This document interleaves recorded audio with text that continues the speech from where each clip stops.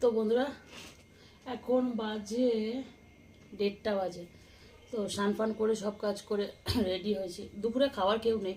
তোমরা আবার 1:30 বাজে আবার একই কথা। তো দুপুরবেলা খাবার কেউ নেই, সে খেতে হবে সেই রাতে। তোমাদের দাদাভাই আসবে, রাতে খাবে। সকালে তো খায় না। খাওয়ার মধ্যে আমি সত্যি কথা বলতে একা যে থাকে তার কোনো খাওয়ার কোনো ঠিক ঠিকানা থাকে না, আর ইচ্ছেই করে না। আর আমার শরীরের যা কন্ডিশন, আমার তো ইচ্ছেই করছে না।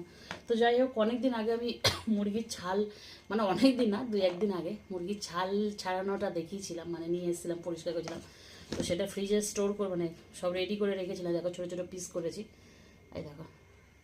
এইটা আজকে রান্না করবো, ফ্রিজ দিয়ে জাস্ট বের করলাম ছোটো ছোটো পিস করে।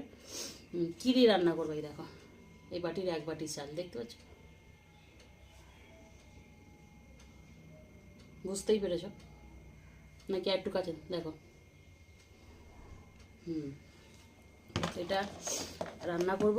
কী দিয়ে রান্না করব দেখো। আমাদের এইখানে, মানে আমাদের আশেপাশে না, আমার শ্বশুর এইখান থেকে 5 মিনিট হেঁটে গেলে আমার মানে শ্বশুর বাড়ি। ওখানে সবাই না বাঁধাকপি দিয়ে না মুরগির ছাল বেশ কষিয়ে রান্না করে, মানে ওটাকে কষিয়ে তার উপর বাঁধাকপি দিয়ে। তো এই যে বাঁধাকপি কেটে রেখে দিয়েছিল আমার মা, এই বাঁধাকপি দিয়ে মুরগির আজকে চামড়াটা রান্না করব। তো ইচ্ছা আছে তোমাদের দেখানো, এবার ভগবান জানে কতটা কী হবে।